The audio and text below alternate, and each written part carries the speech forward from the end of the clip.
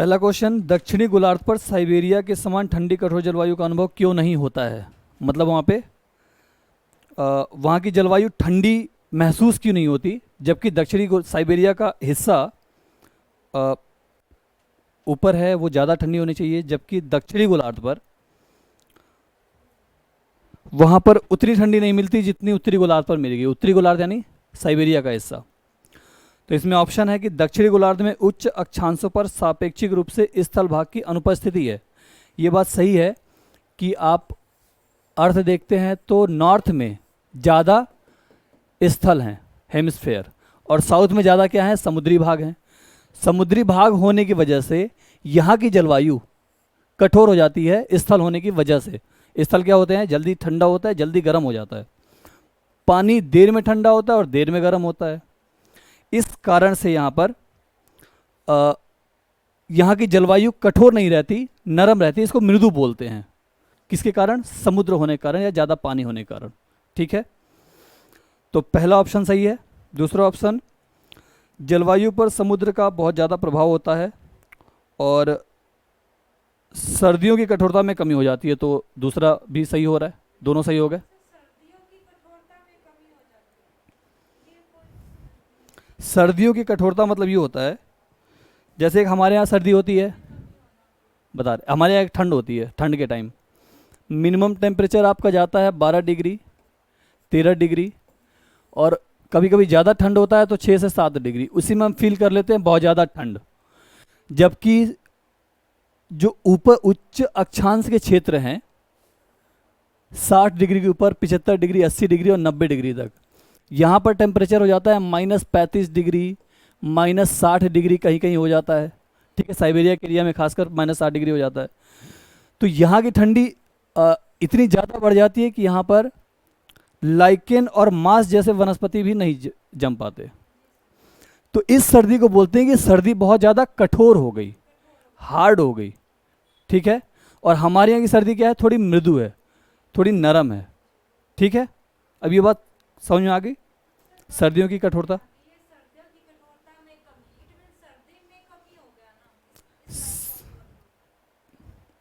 हाँ,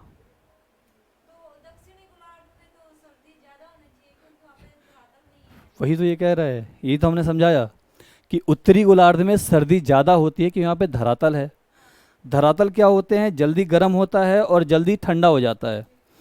तो दिन में सपोज करो यहाँ पर सन रेज 5 भी घंटे मिला तो ये 5 घंटे में तेज़ी से गर्म हो गया, और फिर ये ठंडा हो रहा है तो कम से कम 2 घंटे लेगा ठंडे होने में। अब ये बात समुद्र पे आ जाओ, यहाँ पर अगर 5 घंटे की इसको लाइट मिली, ऊर्जा मिली, तो ये पानी उतना टेम्परेचर नहीं पहुँच पाया जितना स्थल का टेम्परेचर पहुँच गया।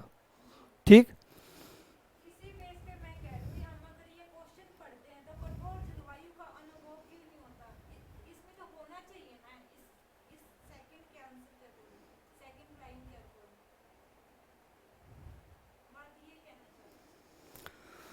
दक्षिणी गोलार्ध पर साइबेरिया के समान ठंडी और कठोर जलवायु का अनुभव क्यों नहीं होता है।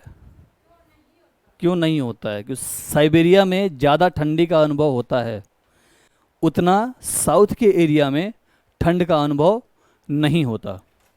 क्यों, कारण पूछ रहा है। 2 सेंटेंस दिया हुआ है। ठीक, पहला सेंटेंस में कोई प्रॉब्लम नहीं है। दूसरे में कह रहा है कि जलवायु पर समुद्र का ज़्यादा प्रभाव है। ठीक, ये बात ठीक है। अब समुद्र का प्रभाव ज़्यादा होने से यहाँ पर सर्दियों की कठोरता में कमी हो जाती है, इसलिए यहाँ पर अभी भी नहीं समझ में आया। अच्छा, इस इंडिया के लेवल में देखो, नहीं, ये कौन कह रहा बर्फ है, ओनली बर्फ बर्फ। यहाँ पानी ज़्यादा है। पानी ज़्यादा होने का मतलब ये नहीं कि बर्फ है, बर्फ ऊपर के मुकाबले कम है। यहाँ पर बर्फ है लेकिन ऊपर नॉर्थ के मुकाबले साउथ में बर्फ कम है। आर्कटिक ऊपर है, अंटार्कटिका नीचे है।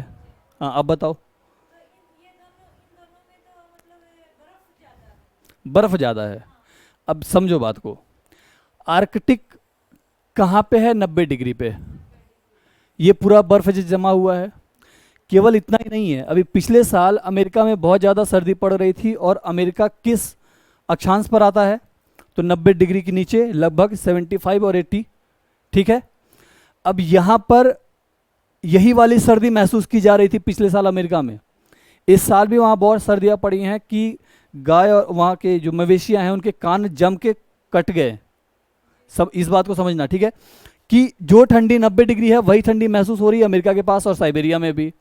जबकि अंटार्कटिका में क्या है कि 90 डिग्री भी बहुत ठंडी है, लेकिन जैसे जैसे 90 डिग्री से लेकर के इक्वेटर की तरफ जाते हैं, इस ठंड में कमी आती जाती है। समझी? यहाँ पे 90 डिग्री से हम नीचे आते हैं तो ठंड में बहुत ज़्यादा फर्क नहीं मिलता। क्यों? क्योंकि ये स्थल है, पर्वतमालाएं हैं। साइबेरिया पृथ्वी का सबसे ठंडा स्थान सुना होगा रशिया में, साइबेरिया। ठीक है, तो साइबेरिया 90 डिग्री पे तो है नहीं, 90 डिग्री से नीचे है। अब अंटार्कटिका में 90 डिग्री तक बर्फ है, लेकिन 90 डिग्री जैसे हम इक्वेटर की तरफ जाते हैं वहाँ ठंडी कम होती जाती है। यही ये कह रहा है। अब कंफर्म हुआ? चलो दूसरा क्वेश्चन, सबको ठीक है ना? पहला क्वेश्चन बिल्कुल। हिमालय कई क्षेत्रों में खनिज निष्कर्षण करना व्यावसायिक रूप से अव्यावहारिक है, क्योंकि हिमालय की जटिल संरचना, उबड़ खाबड़ क्षेत्र और प्रतिकूल जलवायु की परिस्थितियां। इसमें भी दोनों कथन सही हैं। कोई प्रॉब्लम है इसमें? कोई दिक्कत नहीं, आगे बढ़े ना। किसी नदी की युवा अवस्था की विशेषताएं आमतौर पर कौन सी होती हैं? मतलब किसी नदी की 3 स्टेज होती हैं। हाँ, 3 स्टेज होती हैं, जिसको बोलते हैं बचपन, या फिर कह लें कि शुरुआत का टाइम, और मेच्योर स्टेज, और यंग स्टेज, और मेच्योर स्टेज, फिर ओल्ड स्टेज। तो ये कह रहे हैं कि यंग स्टेज की बात कर रहे हैं। जल विभाजक अत्यधिक विस्तृत होते हैं और उसमें दलदल और पंख भूमि होती है। ये कथन सही है। ठीक, पंख भूमि दलदल के जैसी ही होती है।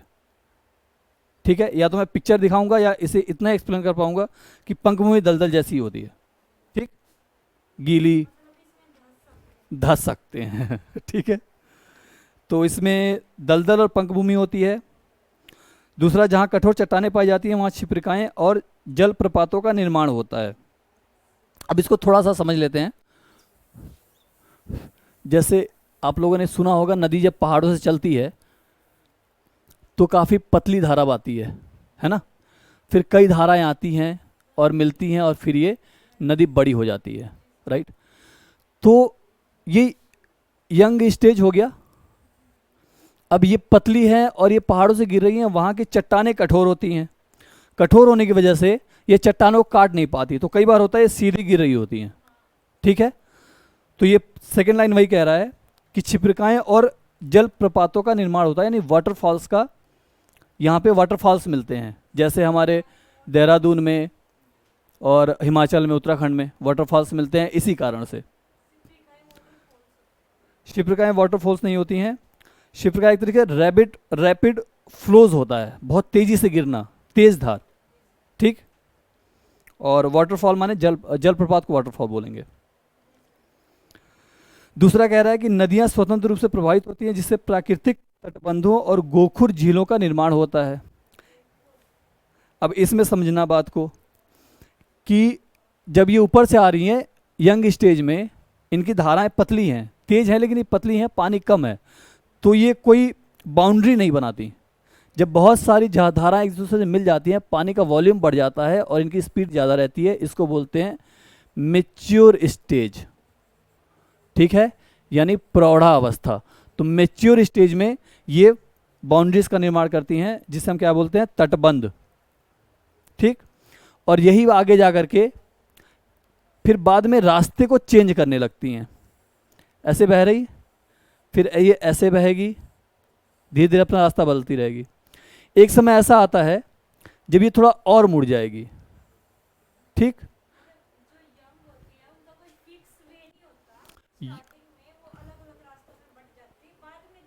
मिल जाती हैं। ठीक, जैसे गंगा, इसमें बहुत सारी सहायक नदियाँ मिलती हैं तब जाके इतनी बड़ी होती है। ठीक, अब फिर यही चलते चलते अपने मेच्योर स्टेज में, इसका मतलब गोखुर झीलों का निर्माण होता है। गोखुर झील क्या होते हैं? जब नदियाँ अपना धीरे धीरे रास्ता काटती हैं ना, रास्ता बनाती हैं, तो ये जगह छूट जाता है, यहाँ पे पानी रह जाता है। ठीक, तो एक झील बन जाता है, उसे क्या कहते हैं? गोखुर झील। तो ये किस में होता है? मेच्योर स्टेज में। गंगा नदी हमारी यंग स्टेज में भी होती है, मेच्योर स्टेज में होती है और ओल्ड स्टेज में भी होती है। यंग स्टेज जब वो पहाड़ों से चलती है, मेच्योर स्टेज जब वो मैदानों में चलती है, और ओल्ड स्टेज जब वो जाकर के बंगाल की खाड़ी में मिलती है। गंगा के अलावा सिंधु नदी, ब्रह्मपुत्र नदी, ब्रह्मपुत्र के बारे में सुना होगा। अब बात यह है कि तुम्हारी ये जो भी नदियाँ पूरब की तरफ जाती हैं, ये सारी गंगा से मिल जाती हैं। तो ओल्ड स्टेज का जो सबसे बेटर एग्जाम्पल है वो गंगा ही है। ओल्ड स्टेज का सबसे बेटर एग्जाम्पल, कि ओल्ड स्टेज में ये यंग स्टेज से जाते जाते बहुत सारी अपने अंदर मिट्टी गाद बहा कर के ले जाती हैं। धीरे धीरे बंगाल के पास जाते जाते ये गाद बहुत भर जाते हैं और ये रास्ता रोकने लगते हैं नदी का, तो नदी का बहाव भी कम हो जाता है। अब यहाँ से नदी अपने उसके पानी रास्ता ढूंढने लगते हैं छोटे छोटे निकलने के लिए, तो वहाँ पर क्या बन जाता है? Delta. Delta, Sundarban delta. Delta पता है क्या होता है?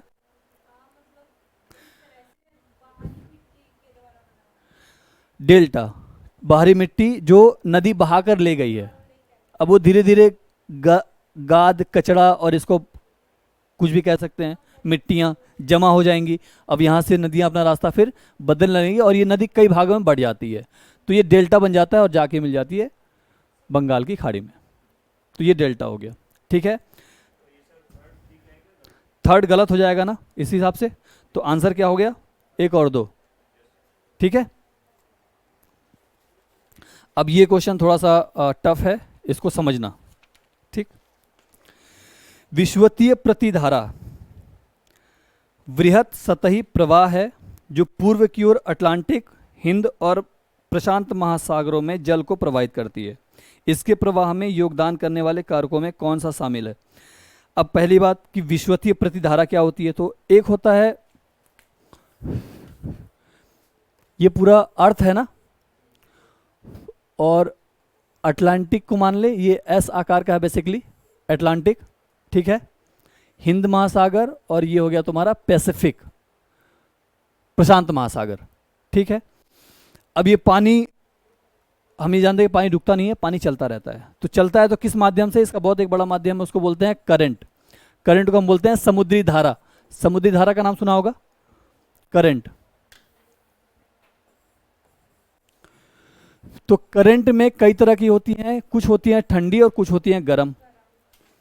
ठंडी और गर्म इन दोनों का लिस्ट मैंने अपने पहले वाले वीडियो में बनाया था कि ठंडी जलधाराएं कौन सी हैं और गर्म जलधाराएं कौन सी हैं, और इनका कोड ही बनाया था।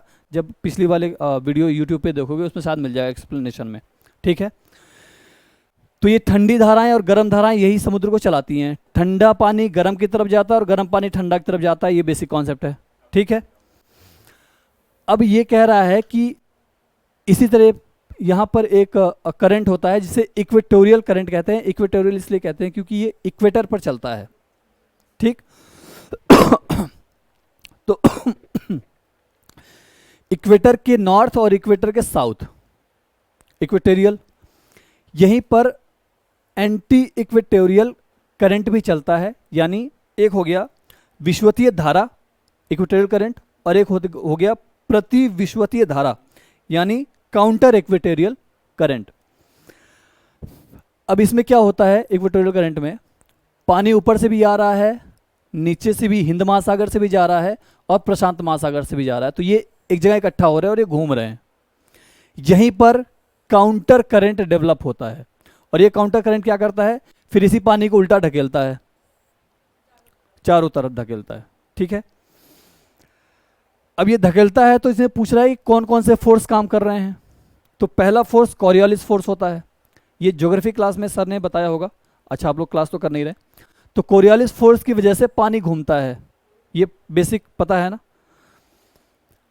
इसके अलावा तो ये पहला सही हो गया, पहला स्टेटमेंट ठीक है। कोरियोलिस फोर्स, उष्णकटिबंधीय सतही पवन प्रवाह के कारण भूमध्य रेखा के पास जल का जमाव होता है। यही मैंने बताया आपको कि यहाँ पर जल का जमाव होता है, ये जो सारी पानी आकर यहीं पे रुकने लगती हैं, ठीक है।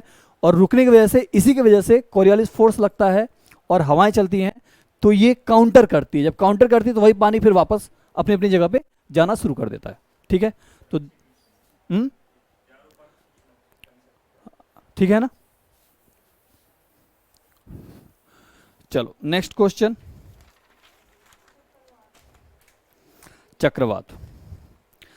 चक्रवात के बारे में विचार करिए और सही कोड का आंसर दीजिए। तो चक्रवात केंद्र में अति निम्न दाब वाला क्षेत्र होने के कारण यह अनवरत बनता रहता है। बिल्कुल सही बात है, क्योंकि हम जानते हैं गर्म ठंडे की तरफ जाता है और ठंडा गर्म की तरफ जाता है। अब इसमें क्या होता है, जैसे अगर मैं एक चक्रवात बनाऊं, ये केंद्र हो गया और ये ऊपर का हिस्सा हो गया, ठीक है।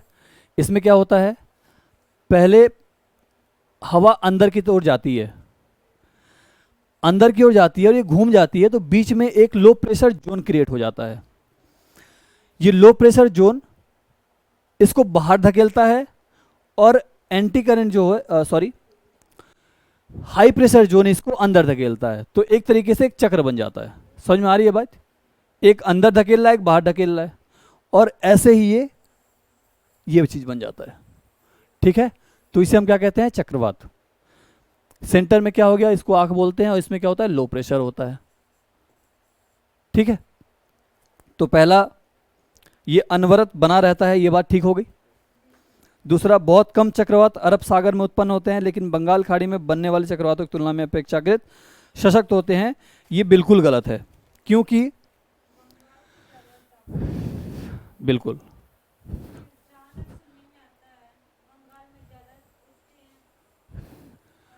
अब ये है अपना इंडिया, और जब मानसून चलता है तो ये दो पार्ट में बट जाता है। एक बंगाल की खाड़ी शाखा बोलते हैं और एक अरब की खाड़ी शाखा बोलते हैं, लेकिन इसमें भी ज़्यादातर पार्ट बंगाल की खाड़ी की तरफ ही मुड़ जाता है, ठीक है। इस तरफ थोड़ा सा कमी रहता है। फिर भी अरब सागर में चक्रवात ज़्यादा उत्पन्न होते हैं, ज़्यादा होते हैं, अरब सागर में ज़्यादा होते हैं। पावरफुल बंगाल की खाड़ी वाला ही होगा, लेकिन जो ज़्यादा है यहाँ पर, पिछले साल 24% चक्रवात आए थे, जबकि बंगाल की खाड़ी में केवल 14% चक्रवात आए थे, ठीक है। लेकिन ये पावरफुल थे, ये ज़्यादा विनाशक होते हैं, ये कमज़ोर होते हैं, ठीक है। अब जब आप मैप देखेंगे तब आपको और ज़्यादा आइडिया लग जाएगा इसमें, ठीक है। तो इसमें दो गलत हो गया, केवल एक सही हो जाएगा, ठीक है। A answer. आगे बढ़े। ये फैक्चुअल क्वेश्चन है और इजी भी है। धौलावीरा कहाँ पर है, गुजरात। बनावाली कहाँ पर है, हरियाणा। आलमगीरपुर कहाँ पे है, उत्तर प्रदेश। मेहरगढ़ कहाँ पे है, पाकिस्तान। Very good. तो 4 को छोड़ के बाकी आंसर हो जाएगा, तो 1 2 3 बी आंसर, ठीक है।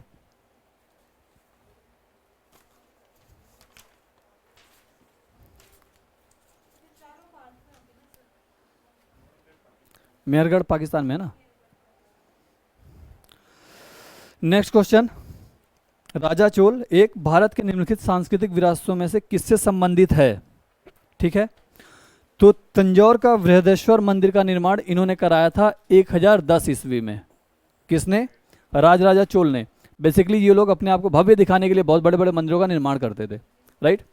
और ये लोग हिंदू धर्म का बहुत कट्टरता से पालन करते थे, कट्टरता नहीं कहेंगे, गलत वर्ड हो गया, फॉलो करते थे, ठीक है। तिरुमुरई का संकलन, तिरुमुरई का संकलन बेसिकली 3 कवि हैं। एक का नाम है अप्पार, गुड, संबंदर इसका नाम है, ठीक है। और एक है सुंदरर, सेकंड क्या? संबंदर। ठीक है, इन तीनों की कविताओं का संकलन है तिरुमुई, तिरुमुरई। इसको करवाया था इन्होंने ही, राजराज चोल एक ने। ठीक, तो ये भी इनसे संबंधित हो गया। नागापट्टिनम का मठ, तो नागापट्टिनम का मठ बेसिकली बौद्ध मठ है। अब बौद्ध मठ होने की वजह से कई बार इसको लोग छोड़ देते हैं कि बौद्ध मठ, ये लोग क्योंकि बहुत अनुयायी थे हिंदू धर्म के, तो बौद्ध मठ से क्या काम, लेकिन ये उदार भी होते थे साथ में। ठीक है, तो बौद्ध मठ भी इन्होंने ही बनवाया था नागापट्टिनम का। तो ये तीनों इनसे संबंधित हो जाएंगे। आंसर क्या आपका हो जाएगा? डी। अब सब्सिडियरी अलायंस यानी सहायक संधि के बारे में पूछ रहा है। तो सहायक संधि कौन लेके आया था?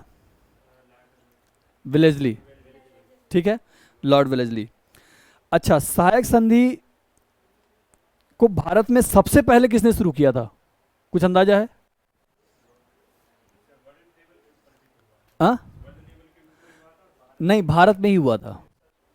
नहीं, भारत में इसको सबसे पहले शुरू किया था, पुर्तगाली गवर्नर था, नाम बताओ। लाली के पहले कौन था? अरे, पुर्तगाली गवर्नर जिसके बीच में कर्नाटक का युद्ध हुआ था, डुप्ले। तो डुप्ले था, पहली बार उसने सहायक संधि शुरू की थी कर्नाटक के साथ, कर्नाटक के नवाब के साथ।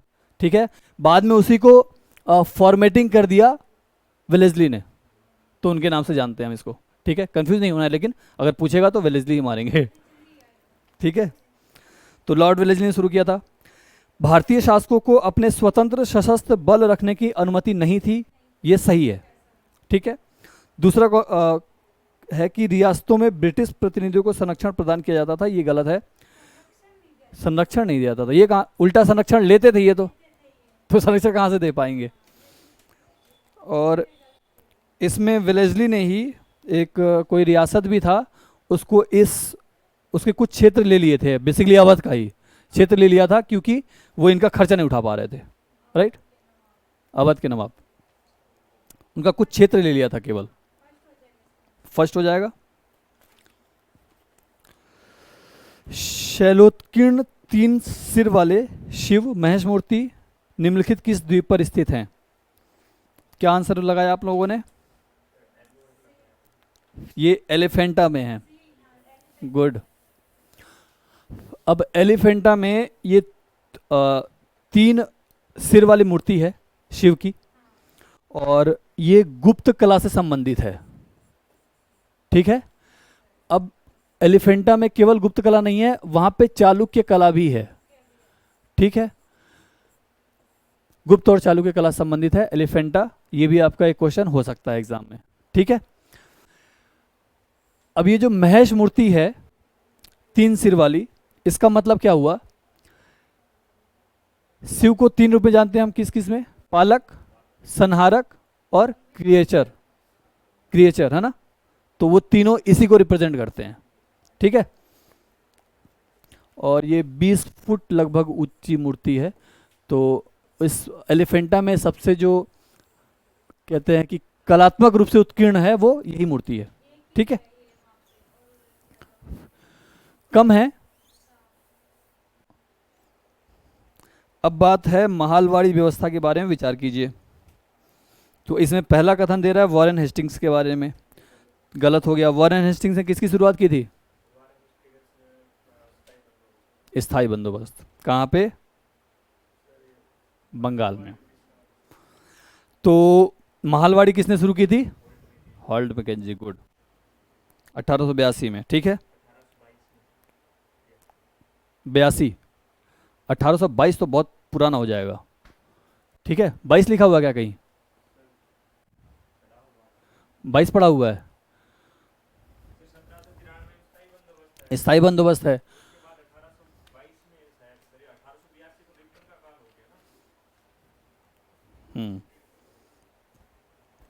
ठीक है, इसको एक बार 22 और 82 देख लेना आप लोग। 82 बहुत दूर हो जा रहा, सही कह रहे हो, 1822 ही होगा। ठीक है, तो हॉल्ट मैकेंजी 1822, इस व्यवस्था के तहत 22 ही होगा। ठीक है, रैयतों द्वारा जमींदारों को राशि का भुगतान किया जाता था, जो बाद में अंग्रेजों को भुगतान करते थे। तो महालवाड़ी व्यवस्था में ये क्या है बताओ, सही है गलत है? महालवाड़ी में क्या था कि उन लोगों को मतलब महाल गांव होने अब जो उसकी जो इकाई थी वो महाल महाल को बना दिया, अब महाल ही उसको वो देगा। तो एक गांव पूरा होता था, इसमें लोग होते थे, और कहा जाता था कि हम डायरेक्ट महाल से कांटेक्ट करेंगे और उनसे कर लेंगे। लेकिन अब एक एक व्यक्ति तो आप जा नहीं सकते, फिर भी एक कोई बिचौलिया होनी चाहिए। तो इन्होंने कहा कि ठीक है, हम यहाँ पे प्रधान से लेंगे, कोई यहाँ पर जमींदार नहीं होगा। ठीक, ग्राम प्रधान कह सकते हो, उस समय प्रधान ही कहते थे। ठीक है, तो दूसरा भी पहला गलत हुआ, दूसरा गलत हुआ। तीसरा है, इस व्यवस्था के तहत गांव की भूमि, वन भूमि और चारगाह शामिल थे। बिल्कुल सही बात है, ये शामिल थे। तो 3 आंसर हो जाएगा, केवल 3। ठीक है,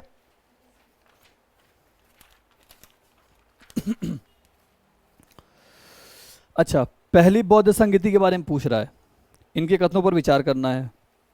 इसने विभिन्न विचारधाराओं में बौद्ध धर्म के प्रसार का कार्य किया।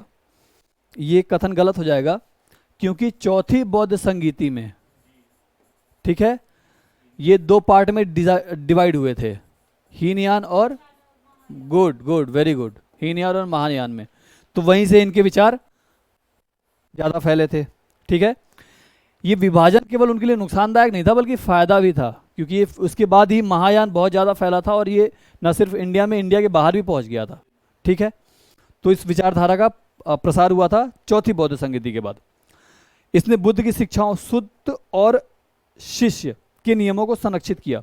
शिक्षाओं का जिसमें संकलन है उसे सुत्त कहते हैं, और इनके शिष्यों का जिनमें बात की गई है उसको विनय पिटक कहते हैं, विनय पिटक। ठीक है, तो इसका आंसर क्या हो जाएगा? केवल 2। ठीक है ना,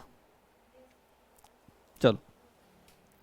मौर्यकालीन प्रशासन और सुरक्षा के बारे में मेगास्थनीज के अनुसार कथनों पर विचार करिए कि कौन सा सही है। तो मेगास्थनीज के बारे में आप पहले बताइए कि ये किसका एम्बेसडर था जो इंडिया आया था?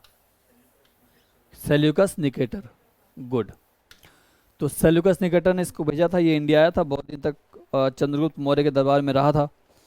तो इसने व्यक्तिगत जीवन का विस्तृत विवरण प्रस्तुत किया है, बिल्कुल सही बात है ये। ठीक है, राज्य द्वारा व्यापार का नियमन और नियंत्रण नहीं किया जाता था, ये गलत है, क्योंकि हम पढ़ेंगे लक्षणाध्यक्ष, कोषाध्यक्ष, है ना, बहुत सारे अध्यक्ष होते थे, तो इसी ने बताया था। राइट, तो इससे ये पता चलता है कि विनियमन और नियंत्रण व्यापार का होता था। मौर्य राज्य ने जनता को सिंचाई की सुविधा, अकाल राहत और स्वच्छता प्रदान करने की जिम्मेदारी ली थी। बिल्कुल सही बात है, सैगौरा अभिलेख और सुदर्शन झील जिसने सिंचाई के लिए। ठीक है, तो इसका क्या सही हो जाएगा? 1 और 3। ठीक है, 13वीं शताब्दी की शुरुआत में पॉलीगर विद्रोह का क्या कारण था?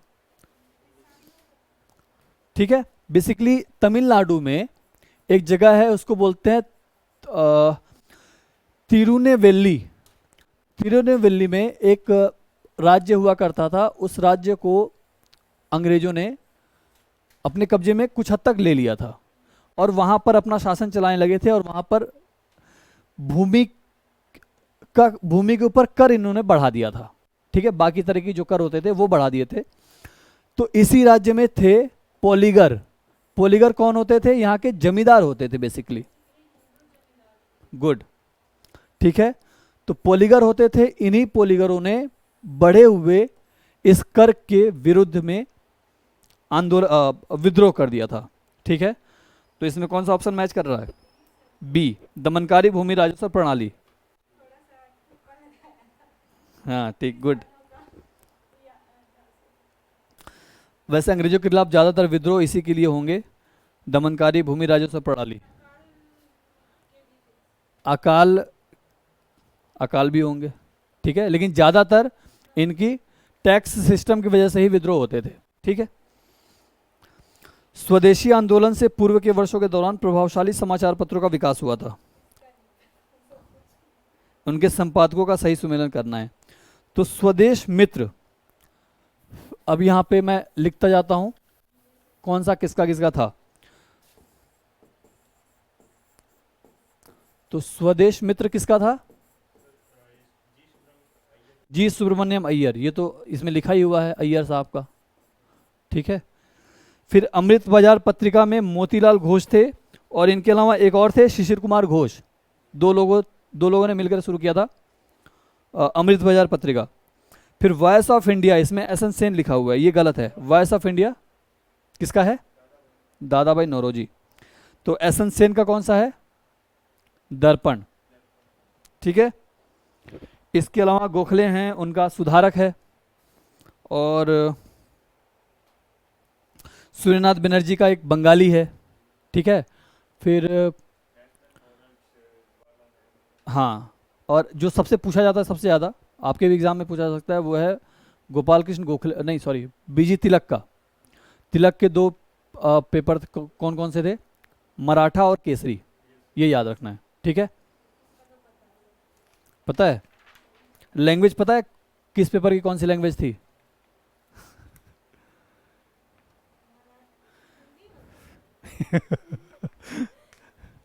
चलो अगली बार यही क्वेश्चन डालेंगे। ठीक है। नेक्स्ट क्वेश्चन, लखनऊ अधिवेशन में कांग्रेस ने मुस्लिम लीग की मुसलमानों को पृथक निर्वाचन मंडल की मांग को स्वीकार कर लिया था। तो लखनऊ अधिवेशन कब हुआ था? लखनऊ अधिवेशन 1916। Very good. और अध्यक्ष कौन थे? अंबिका चरण मजूमदार। गुड। इसीलिए तो ये पीटी है, क्योंकि पढ़ा हुआ तो कहीं ना कहीं याद तो आ ही जाएगा, है ना। तो अंबिका चरण मजूमदार इसके अध्यक्ष थे। और यहाँ पर दो बातें हुई थी, एक तो मुस्लिम लीग और कांग्रेस का समझौता हुआ था, एक और समझौता हुआ था उग्रवादी और नरमपंथियों में। सारी कहानी पता है इसके बारे में ना? नहीं पता है? 1907 में विभाजन हुआ था कांग्रेस का गरम और नरम दल में। फिर 1916 में जाके ये दोनों मिल गए थे। इसमें महत्वपूर्ण भूमिका किसने निभाई थी? बेसेंट ने, हाँ, और तिलक जी ने। ठीक है। इन दोनों ने मिलकर के कांग्रेस को एक किया था गरम और नरम दल के रूप में। और कांग्रेस और मुस्लिम लीग का समझौता भी यहीं पर हुआ था। ठीक है। तो ये बात सही हो गई। दूसरा है, कराची अधिवेशन में कांग्रेस ने आर्थिक नीति पर एक संकल्प को अपनाया था। ये बिल्कुल सही बात है। कराची अधिवेशन कब हुआ है? 1931। और इस समय कौन है? सोचो, वल्लभ भाई पटेल। 31 में पटेल थे। ठीक है। अब इसमें एक तो इंपॉर्टेंट बात यह है कि मौलिक अधिकार इसी समय आया था।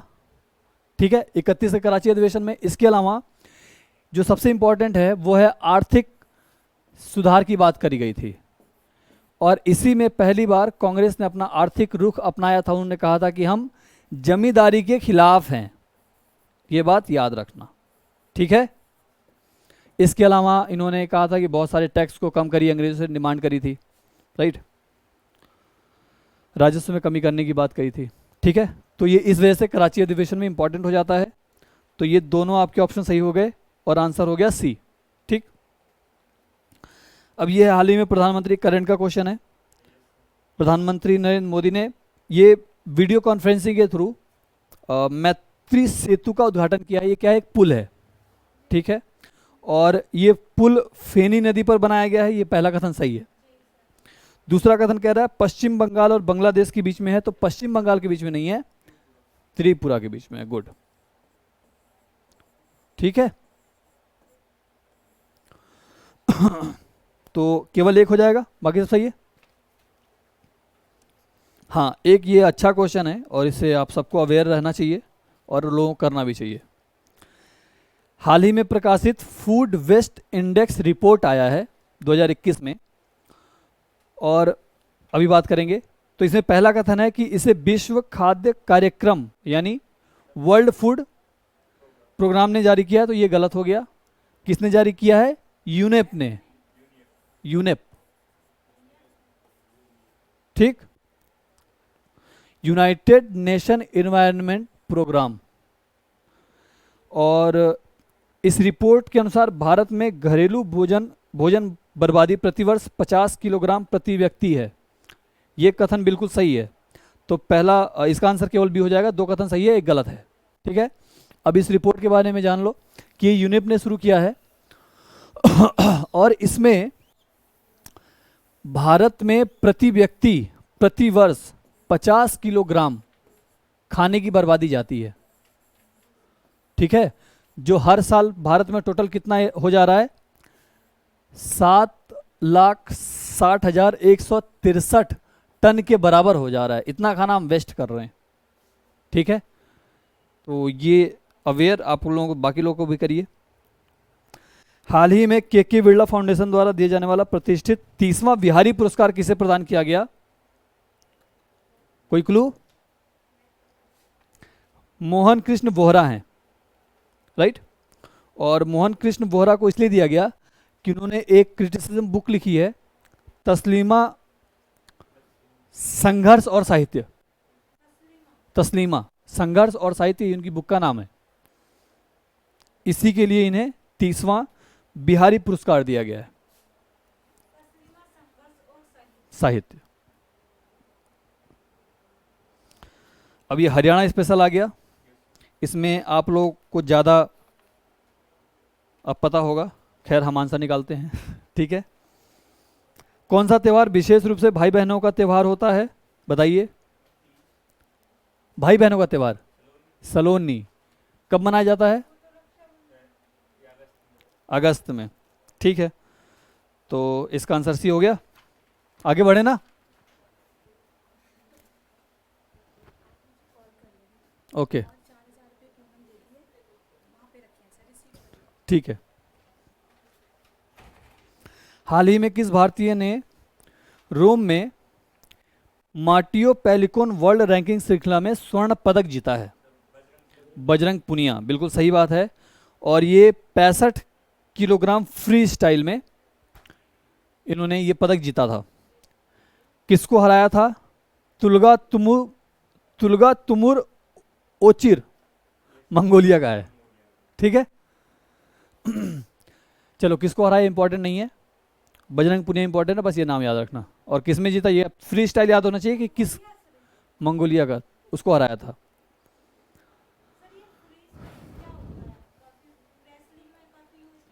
फ्री स्टाइल का मतलब हुआ कि 65 केजी ग्राम के वर्ग में आप लड़ेंगे। ठीक, यही इसका फ्री स्टाइल हुआ। अच्छा अच्छा, देख लो। ठीक है, 65 केजी ग्राम में, 65 केजी में।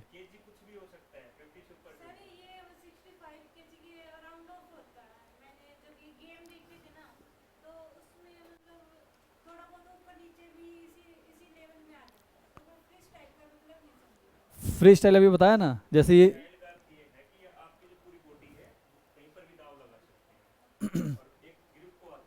अच्छा,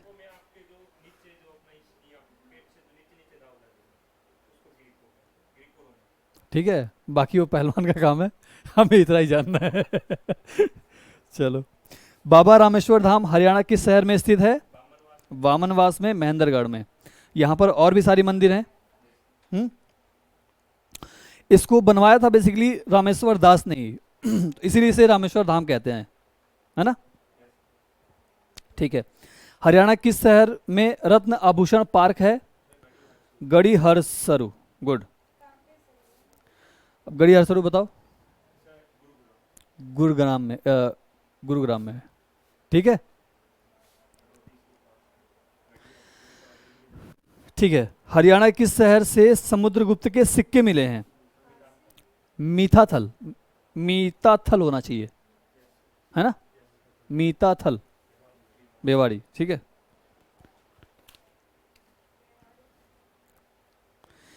हाँ, ये क्वेश्चन अच्छा है कि हरियाणा के रोहतक नगर का वर्णन किस ग्रंथ में किया गया है? हाँ, नकुल दिग्विजय में, गुड। अच्छा, अब बताओ कैसे पता है नकुल दिग्विजय के बारे में, क्या और क्या पता है? गुड गुड, तो ये विजय के लिए जा रहे थे, उसी समय का ये नाम आता है रोहतक का, ठीक है। शहजादा मोहम्मद आजम का संबंध हरियाणा के किस लड़ाई से है? अच्छा, मोहम्मद आजम पता है कौन है? औरंगजेब के बेटों के बारे में सुना होगा, गृह युद्ध के बारे में सुना होगा। मोहम्मद शाह फर्स्ट है, सॉरी बहादुर शाह फर्स्ट है और मोहम्मद आजम है। तो मोहम्मद, इन दोनों के बीच में लड़ाई हुई थी, और सबसे जो महत्वपूर्ण लड़ाई थी वो जजायू की लड़ाई थी। हालांकि वो तो यूपी में हुई थी, लेकिन यहाँ आपसे सवाल पूछ रहा है कि शहजादा मोहम्मद आजम का संबंध हरियाणा के किस जिले से है? कोई आइडिया? हिसार। आपने क्या लगाया? भिवानी। हिसार सही आंसर है, ठीक है। क्यों लगाया हिसार? बिल्कुल सही आइडिया लगाया। ज़्यादातर युद्ध पानीपत में हुए हैं, तो कोई दिल्ली का शासक है, अगर उसका संबंध पूछता है तो इसी के आसपास ही होंगे, ठीक है।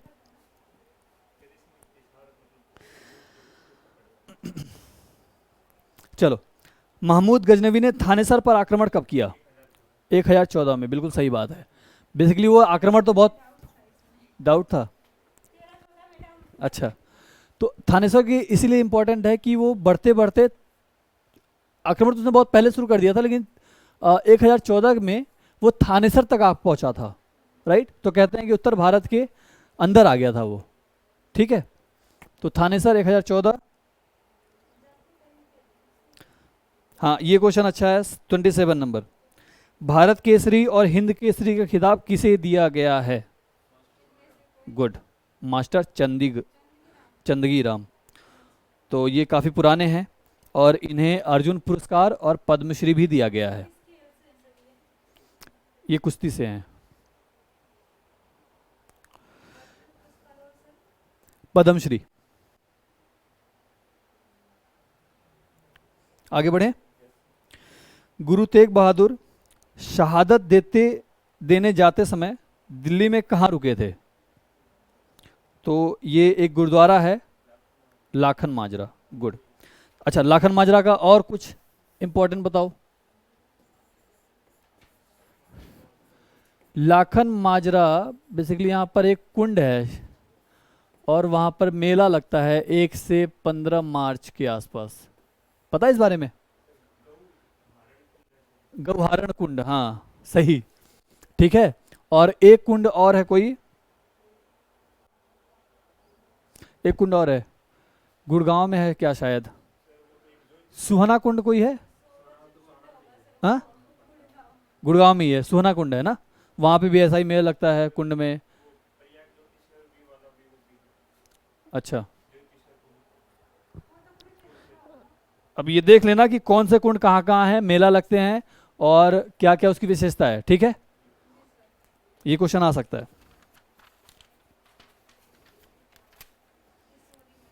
किशोरी महल हरियाणा के किस शहर में है? होडल में। गुड। होडल फरीदाबाद है। पलवल। अच्छा, पलवल। गुड। तो किशोरी महल पलवल में आएगा।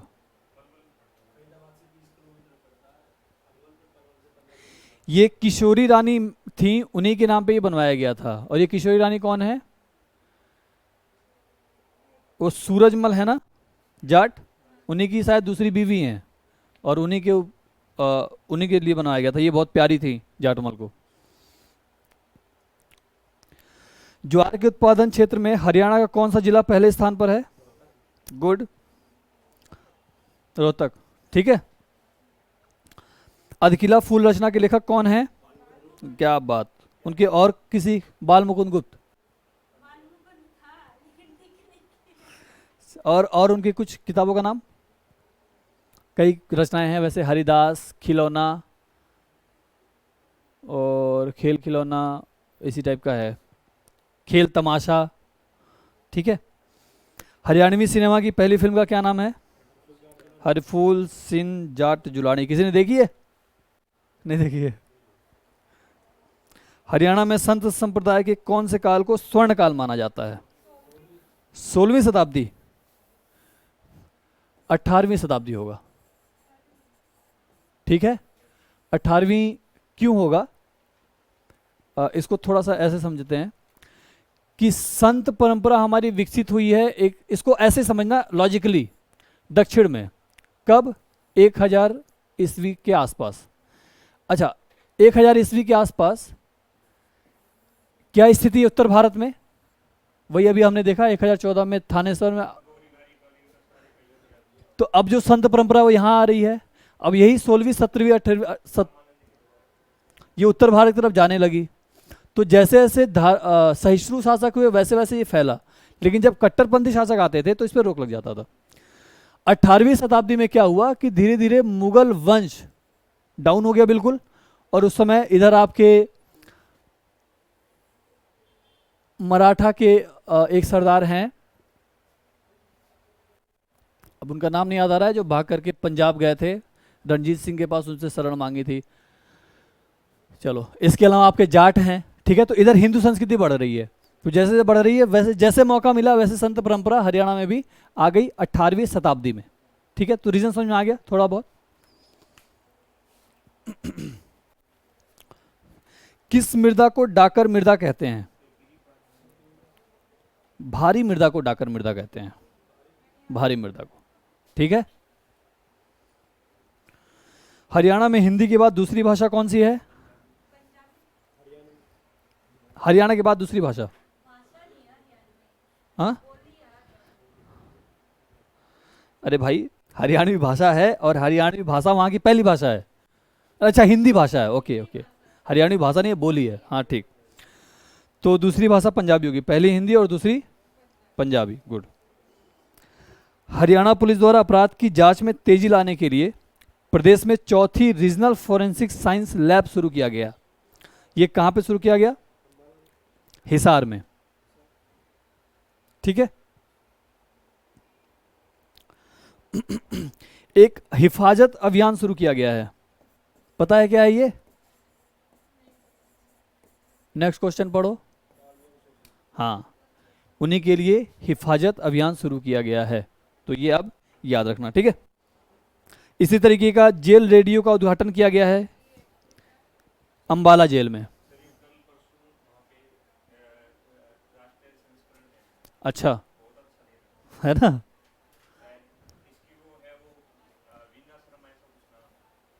ये हिफाजत अभियान से कौन से, किसके बारे में बोल रहे हो? अच्छा, जेल रेडियो वाला, हाँ हाँ, अंबाला से, ठीक है, संस्करण में आया था। आगे बढ़े।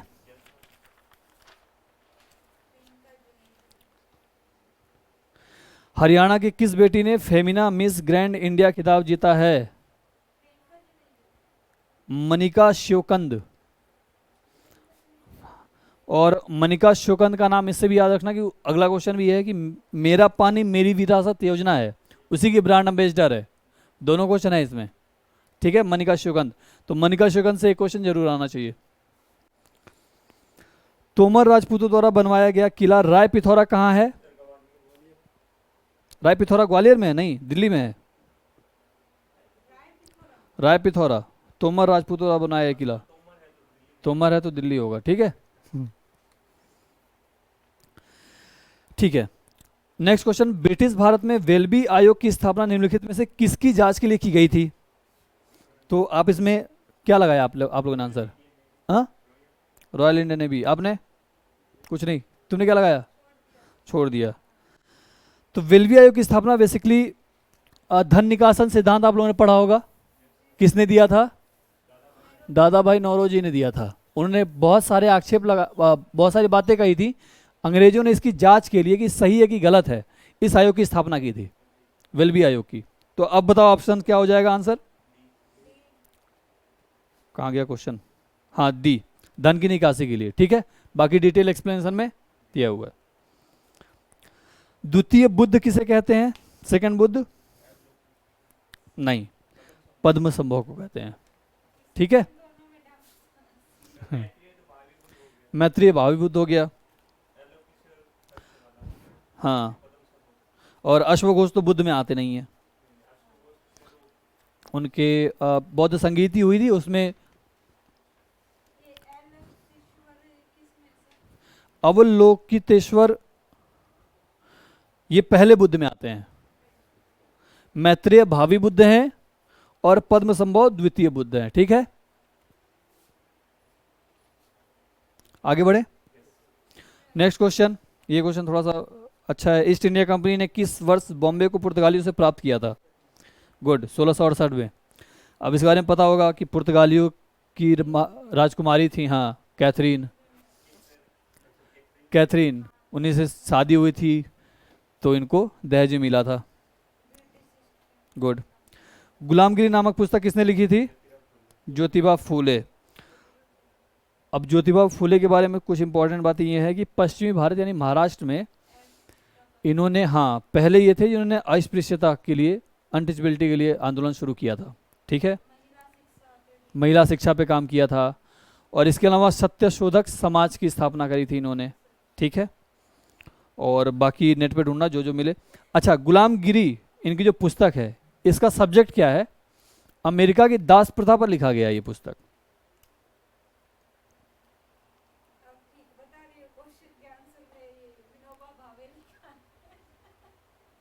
विनोबा भावे लिखा है? अच्छा, उस टाइम चलो कोई बात नहीं। स्वतंत्रता के समय भारतीय राष्ट्रीय कांग्रेस के अध्यक्ष कौन थे? जेबी कृपलानी। गुड। ये अब तो नहीं, लेकिन उस टाइम सबसे लंबे समय तक कांग्रेस के अध्यक्ष वाले व्यक्ति थे उस समय, है ना। बक्सर की लड़ाई के बाद बंगाल के नवाब की गद्दी पर किसे बैठाया गया था? बक्सर की लड़ाई के बाद मीर जाफर को। बक्सर की लड़ाई कब है?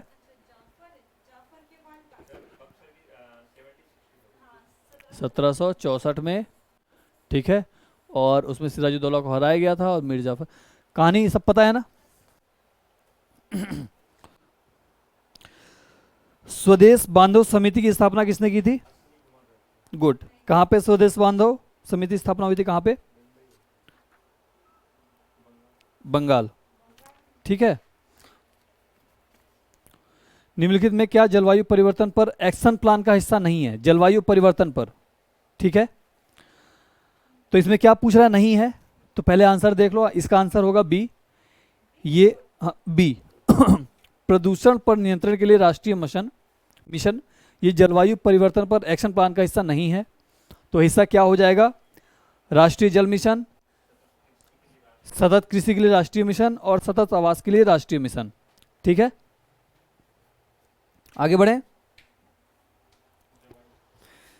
जवाई के जंगल किस प्रदेश में है?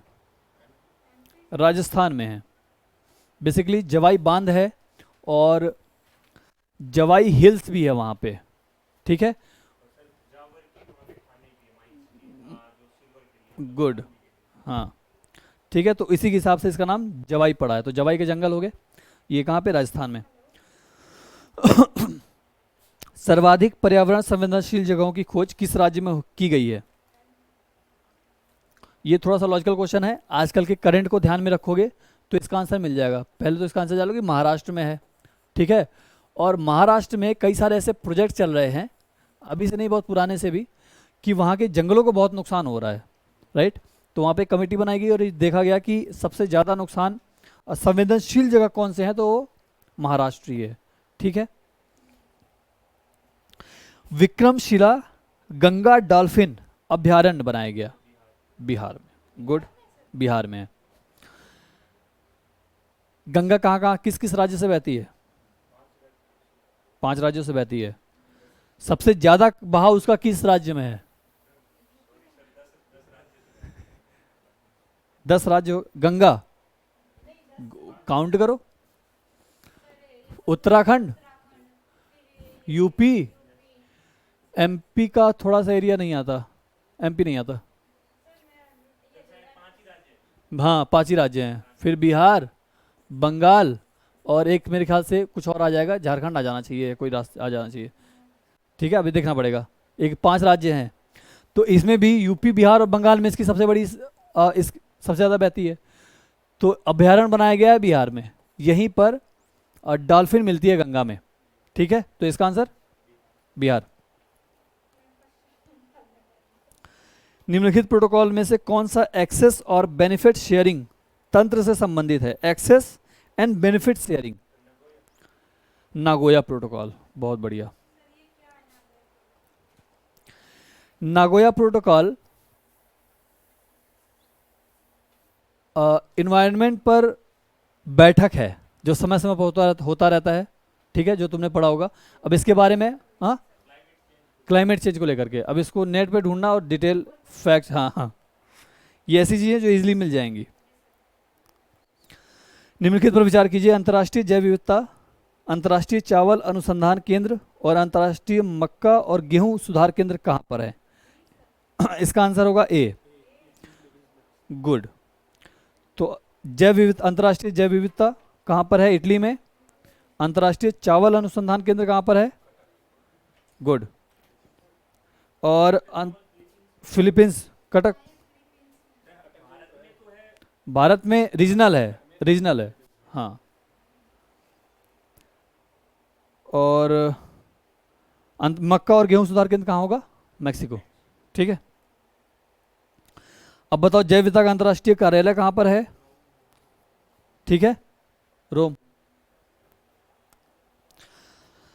दूसरा क्वेश्चन है साइट्स किस वैश्विक मुद्दे से संबंधित है? तो पहली बात तो साइट्स का फुल फॉर्म पता है आप लोगों को? गुड। कंजर्वेटिव नहीं, कन्वेंशन होगा। साइट्स, CITES, ठीक है, साइट। तो ये होगा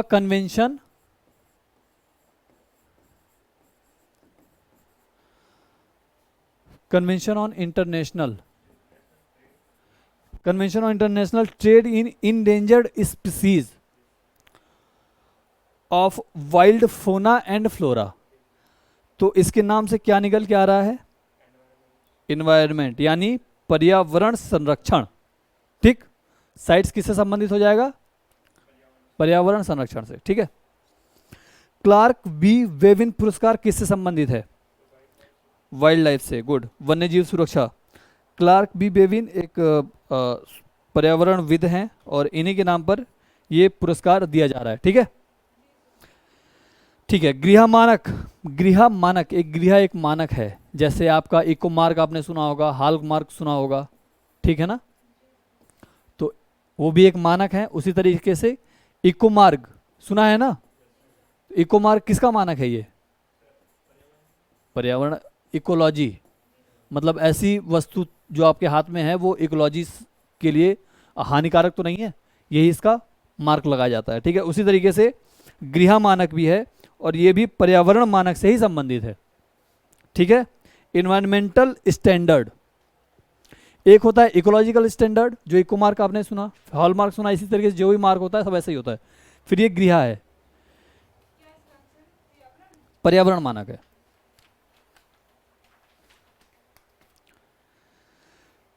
चर्म रोग के उपचार में प्रयोग किया जाने वाला रेडियो आइसोटोप कौन सा है? नहीं, रेडियो फॉस्फोरस, गुड, ठीक है। तो ये गुड,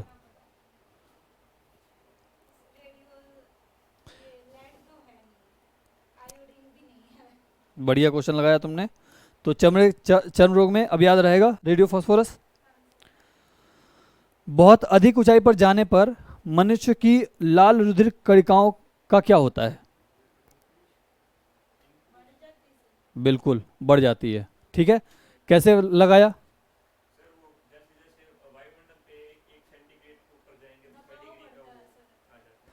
दबाव बढ़ता है तो लाल रेड बीसी अपने आप को डेवलप करते हैं और ज़्यादा, इसीलिए क्या होता है कि बाहर निकलने लगते हैं, वो कमी हो जाती है, ठीक है, गुड।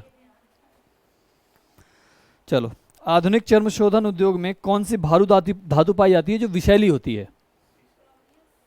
क्रोमियम, ठीक है। आधुनिक शक्तिशाली चुंबक किससे बनते हैं? गुड। एल्युमिनियम, कोबाल्ट और निकेल की मिक्सचर होती है, ठीक है। उन्हीं से आजकल मॉडर्न चुंबक बनते हैं जो बहुत बड़े बड़े होते हैं। कभी डिस्कवरी टीवी अगर चैनल मिले तो उस पर देखो कितने बड़े बड़े चीज़ें उठाई जाती हैं, है ना। चलो, फोटोग्राफी में मुख्य रंग कौन से होते हैं? लाल, नीला और हरा। लाल, नीला और हरा। तुक्का सही लगा? चलो, अरे चलो, 1 घंटा हो गया ना। अम्ल वर्षा वनस्पति को नष्ट कर देती है, क्योंकि उसमें क्या प्रॉब्लम होता है? सल्फ्यूरिक एसिड अम्ल वर्षा में होता है, इसीलिए वनस्पति नष्ट हो जाती है। बेसिकली क्या होता है? फोटोसिंथेसिस नहीं हो पाता, ठीक है। पत्तियों पे गिरती है और फोटोसिंथेसिस रुक जाता है, तो पत्तियां पौधे क्या होते हैं? वनस्पति खराब हो जाते हैं, ठीक है। जीवाणुओं को नष्ट करने के लिए निम्नलिखित में से गुड क्या बात है, क्लोरीन। क्लोरीन हम सभी जानते हैं। निम्नलिखित में से ऑक्सीजन मिश्रित व निष्क्रिय गैस कौन सी है जो अवरोधित श्वसन से पीड़ित रोगियों को दी जाती है? हीलियम। हीलियम ही निष्क्रिय गैस है इसमें, राइट। हल्की गैस भी है। बाकी क्रिप्टॉन, रेडॉन, आर्गन ये रिएक्टिव गैसेस हैं, इसलिए हम किसी को दे नहीं सकते, ठीक है। हाँ, आर्गन निष्क्रिय है, गुड। चलो, आर्गन निष्क्रिय है और साथ में हीलियम में 2-3 गुण होते हैं। एक तो ये निष्क्रिय होती है, फिर हल्की होती है, राइट। कृत्रिम वर्षा या मेघ बीजन के लिए प्रयोग किए जाने वाले रासायनिक द्रव कौन कौन से हैं? इसमें सभी हैं, ठीक है। सिल्वर आयोडाइड का भी यूज होता है, सोडियम क्लोराइड का भी यूज होता है और सूखी बर्फ का भी यूज होता है, ठीक है। हाँ, चलो अगला क्वेश्चन। हरे फलों को कृत्रिम रूप से पकाने के लिए कौन सा गैस यूज करते हैं? एसिटिलीन। एथिलीन होना चाहिए। चेक करो एक बार, आंसर में से या गूगल में से कहीं से भी चेक करो।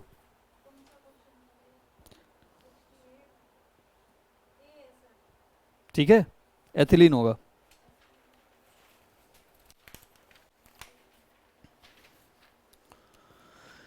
निम्नलिखित में से कौन सा भाग संशोधित नहीं किया जा सकता? प्रस्तावना संशोधित नहीं किया जा सकता, ठीक है। प्रस्तावना में ऐड किए गए थे और बाद में उसमें ये भी कहा गया कि उसे घटा नहीं सकते, ऐड भले कर सकते हैं लेकिन कम नहीं कर सकते आप प्रस्तावना को, ठीक है। गलत, फिर से समझो। कौन सा संशोधित नहीं किया जा सकता? वो है न्यायिक समीक्षा संशोधित नहीं किया जा सकता। बिल्कुल, न्यायिक समीक्षा प्रस्तावना में किया जा सकता है, ऐड किया जा सकता है। हालांकि उसमें भी कहा गया भाई निकाल नहीं सकते, जोड़ सकते हैं, लेकिन फिर भी वो आ जाएगा संशोधन में, ठीक है। न्यायिक समीक्षा को आप संशोधित नहीं कर सकते। जुडिशियल रिव्यू ये बेसिक स्ट्रक्चर है अपने संविधान का, ठीक है। स्ट्रक्चर में कोई चेंज नहीं हो सकता। चलो, डाउट को खत्म करो, समझो इस बात को। केशवानंद भारती केस पढ़ा है, ठीक है। और हाँ, केशवानंद सबसे महत्वपूर्ण है। इसी के बाद आया था कि बेसिक स्ट्रक्चर में चेंज आप नहीं कर सकते। बेसिक स्ट्रक्चर में चेंज करने की बात किसने करी थी? इंदिरा गांधी सरकार ने कोशिश करी थी, लेकिन रिव्यू किया गया था बार बार। अब इसमें पूरा इतिहास जानना पड़ेगा आपको, कौन कौन से केस थे। तो केशवानंद भारती के बाद ही आया था कि बेसिक स्ट्रक्चर में आप चेंज नहीं कर सकते। सुप्रीम कोर्ट ने जुडिशियल रिव्यू दिया था 5 लोगों की बेंच ने, ठीक है। तो और कुछ कंफ्यूजन है तो बताओ, तो उनका नाम भी बता दूं जज होगा, उनसे ही पूछ लेना। बेसिक स्ट्रक्चर में चेंज नहीं हो सकता, ठीक है। प्रस्तावना बेसिक आप उसमें ऐड कर सकते हैं, उसमें ये कहा गया कि उसमें ऐड कर सकते हैं, निकाल नहीं सकते। तो ऐड करना भी संशोधन हो गया, ठीक।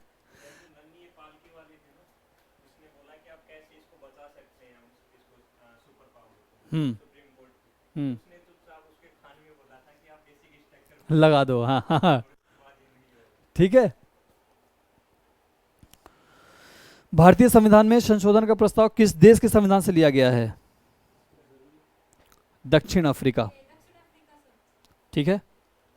जर्मनी से हमने आपात उपबंध लिया हुआ है, ठीक है, इमरजेंसी। राज्यसभा के बारे में कौन सा कथन असत्य है? फर्स्ट, क्या क्या? अच्छा, तो राज्यसभा में 12 सदस्य प्रधानमंत्री द्वारा, प्रेसिडेंट द्वारा। गुड, ठीक है, वेरी गुड। और बाकी सारे ठीक हैं। भारत की संसद में शामिल है डी, लोकसभा, राज्यसभा और राष्ट्रपति। राज्यसभा का सभापति इनमें से किसके मतों से चुना जाता है? लोकसभा और राज्यसभा दोनों होते हैं राज्यसभा के सभापति के लिए, ठीक है, या सभापति यानी उपराष्ट्रपति हो गया। और राज्यसभा केवल जो उपसभापति होते हैं ना, उनकी चुनाव में केवल राज्यसभा के लोग पार्टिसिपेट करते हैं, ठीक है। राष्ट्रीय वरिष्ठ नागरिक परिषद का अध्यक्ष कौन होता है? नहीं, सामाजिक न्याय मंत्री, ठीक है। भारत के दूरसंचार और नियामक प्राधिकरण की स्थापना कब की गई है? गुड, बहुत अच्छी बात। और कैसे हुई है?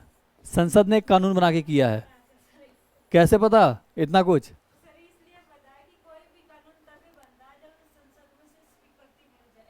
चलो गुड।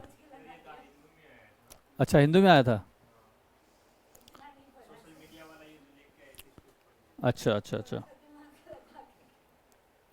भारत के वित्त मंत्रालय को की परिसर को क्या कहा जाता है? नॉर्थ ब्लॉक, ठीक है। अब ये मुझे देखना पड़ेगा कि किस कौन कौन से, उसमें बहुत सारे ब्लॉक होते हैं, ठीक है। अब उसमें देखना पड़ेगा कौन किसके किसके ब्लॉक हैं। फिलहाल इसको क्वेश्चन में डालेंगे। अभी वित्त मंत्रालय का याद रखना कि उत्तरी नॉर्थ ब्लॉक होगा, ठीक है। निम्नलिखित में से कौन म्यूचुअल फंड्स को विनियमित करता है? सेबी। सबका सही है। सेबी। आरबीआई क्या काम है? आरबीआई काम बताओ अब तुम। बैंकिंग। बैंक का बैंकर होता है एक तरह, इंडिया भारत सरकार का बैंकर है, ठीक है। आपके मार्केट में मनी की फ्लोइंग को कंट्रोल करता है, ठीक है। ये आरबीआई का काम हो गया। सेबी का तो बताया अभी।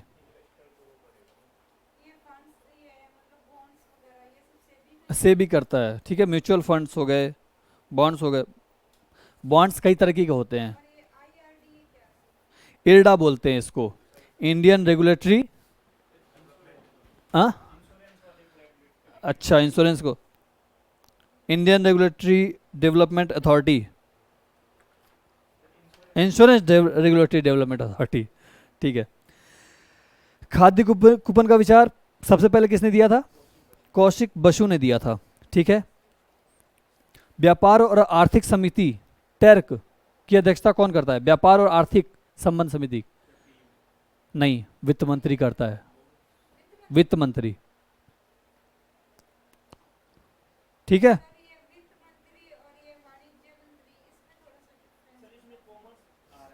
कॉमर्स मिनिस्टर नहीं। अच्छा, कॉमर्स मिनिस्ट्री का, कॉमर्स मिनिस्टर सुना है?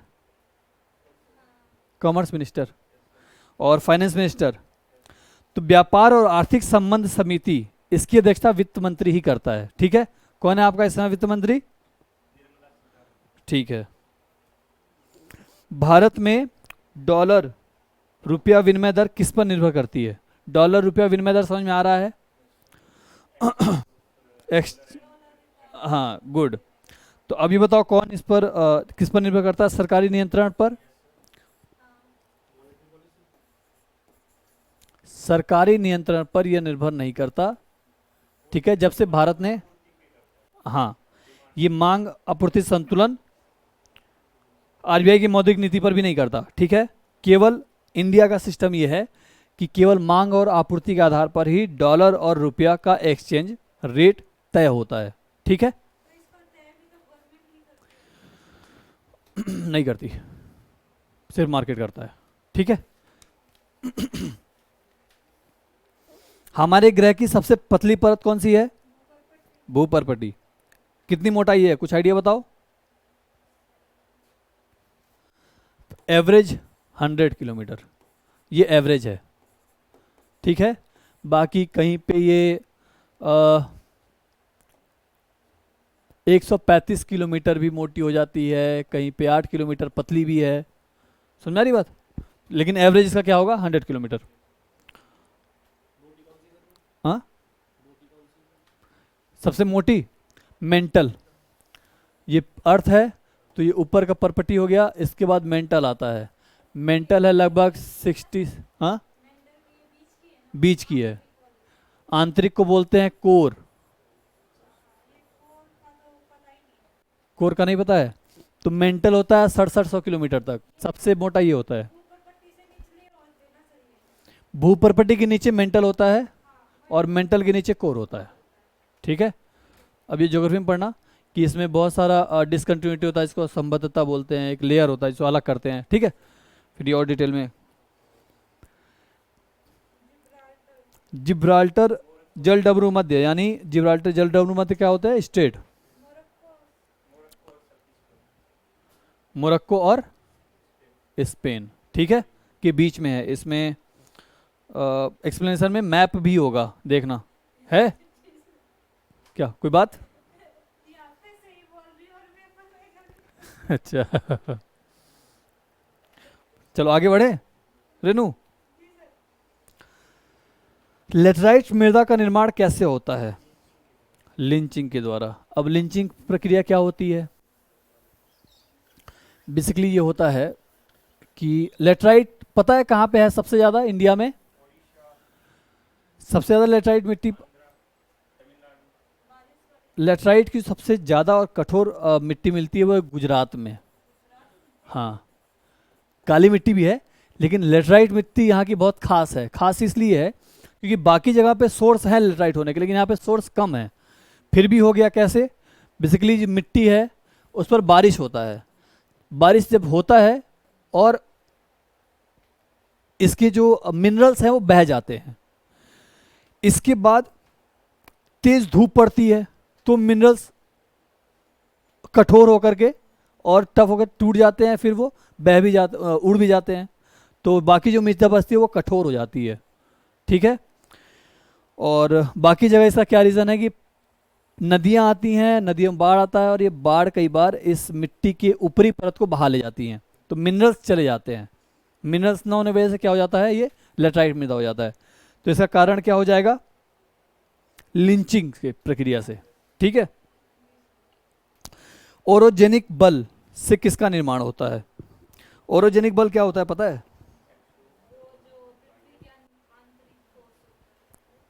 इसको एक लाइन में, सॉरी, इसको एक लाइन में कहेंगे पर्वत निर्माणकारी घटनाएं या बल। प्लेट टेक्टोनिक्स होता है वो अलग चीज है। ये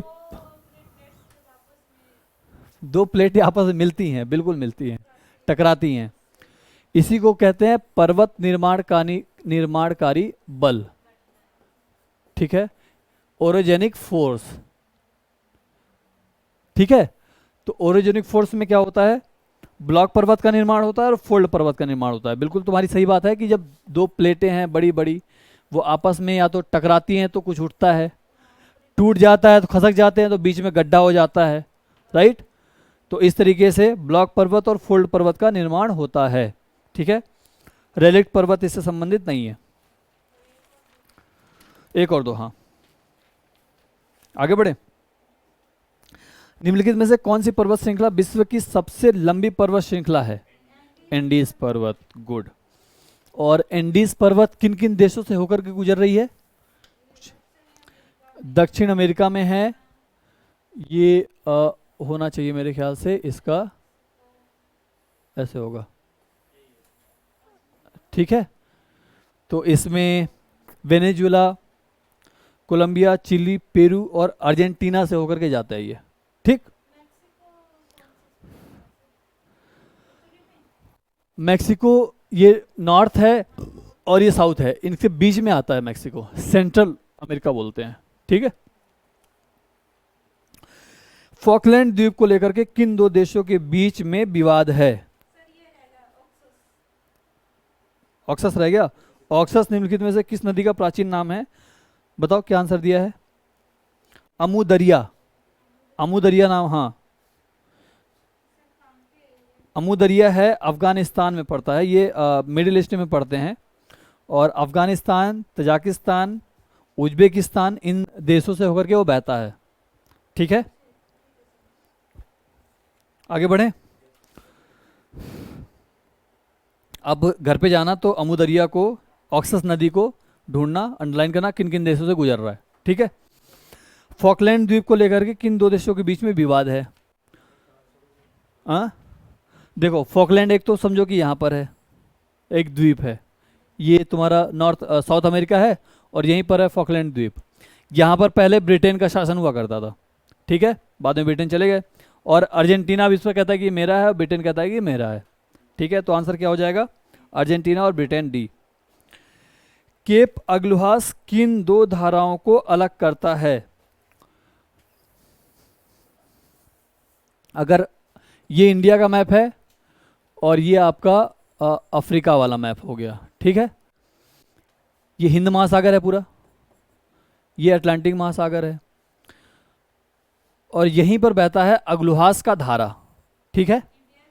अग्लुहास करंट नहीं, इंडिया ये है, ये अफ्रीका कॉन्टिनेंट है, ठीक है। तो अग्लुहास धारा हिंद महासागर और अटलांटिक महासागर की धाराओं को जोड़ता है या अलग कर सकता है? अलग करता है, अटलांटिक महासागर और हिंद महासागर, ठीक है, याद रहेगा अग्लुहास। तिब्बत का पठार पठारों की किस श्रेणी से संबंधित है? विच्छेदित पठार, ठीक है। डिसेक्टेड प्लेटू,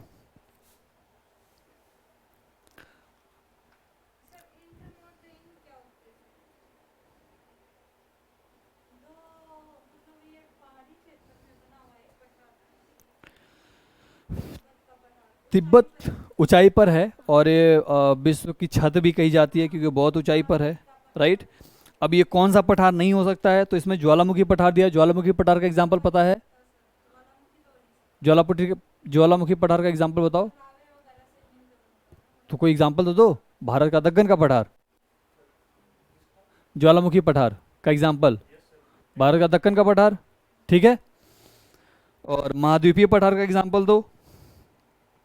महाद्वीपीय पठार ज़्यादातर आपके अफ्रीका कॉन्टिनेंट में है, ठीक है। और ये आपका डिसेक्टेड प्लेटू में आता है।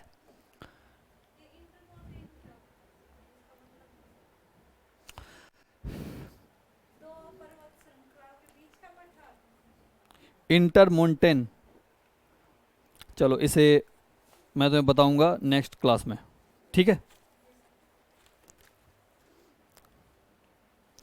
हाल ही में किस राज्य ने पहला ब्रेस्ट मिल्क बैंक खोला है? केरल ने, ठीक है। और इसके बारे में डिटेल एक्सप्लेनेशन में दिया हुआ है, ठीक, गूगल पे ढूंढ लेना और इसको अच्छे से तैयार कर लेना। इस चीज़ को हर एग्जाम में पूछा जाएगा आने वाले एक साल में, ठीक है। हाल ही में कौन सा राज्य ई कैबिनेट प्रणाली लागू करने वाला देश का पहला राज्य बना है? Himachal Pradesh, very good, e cabinet प्रणाली। हाँ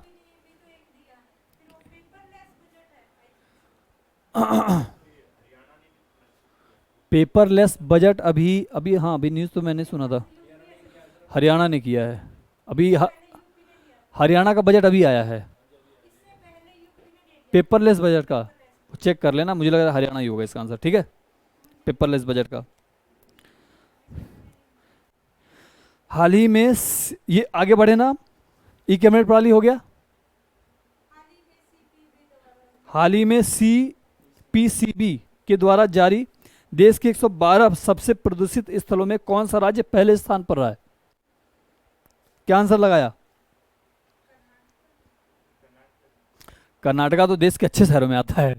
उड़ीसा, उड़ीसा, उड़ीसा, उड़ीसा, बिहार, झारखंड, यूपी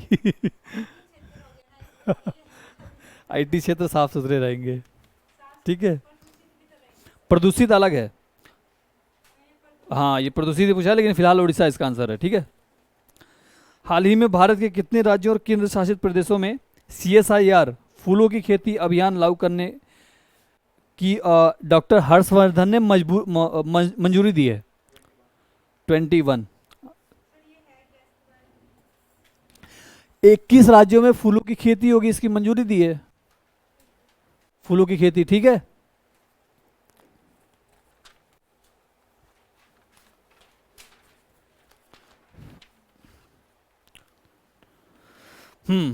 हाल ही में कौन इंटरनेशनल टी20 में युवराज सिंह के बाद लगातार 6 छक्के लगाने वाला दूसरा बैट्समैन बना है?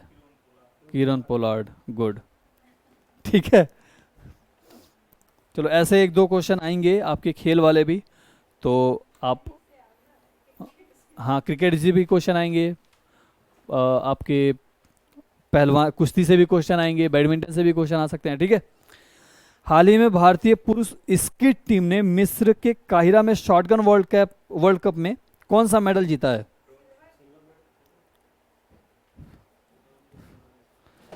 इसको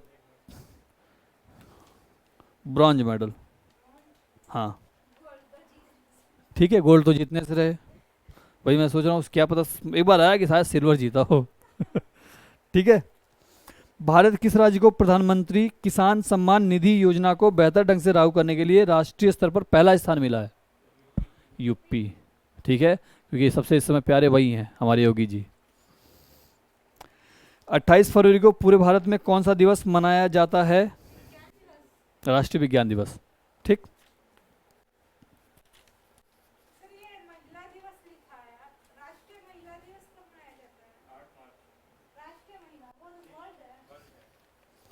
अच्छा, राष्ट्रीय महिला दिवस, भैया जो वर्ल्ड दिवस है वही राष्ट्रीय महिला दिवस ही हो जाएगा, अलग है तो लिस्ट बना लेना भाई, महिला दिवस, हिंदी दिवस, इन सब की लिस्ट बना लेना।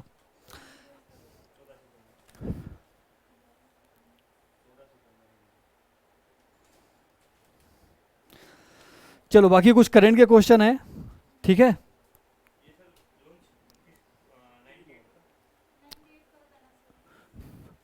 98 का महिलाओं की सहायता के लिए किस नए गूगल प्लेटफॉर्म की, नहीं ये विमेन विलेज है शायद, women will web, sorry women will web, ठीक है, सी ऑप्शन है। और संयुक्त राष्ट्र महासभा ने अंतर्राष्ट्रीय बाजरा वर्ष घोषित किया है किस साल को? 2023 कंफर्म, ठीक, 2023। हाल ही में किस देश ने सार्वजनिक जगहों पर बुर्का पहनने पर रोक लगा दिया है अभी हाल में? स्विट्जरलैंड। पहला देश कौन सा था? फ्रांस। ठीक है, और बच रहा है क्या? हो गया, चलो भाई, काफ़ी टाइम लग गया। हो जा, मैं तो कह रहा था ये 3-4 बार होगा ना इस तरीके से।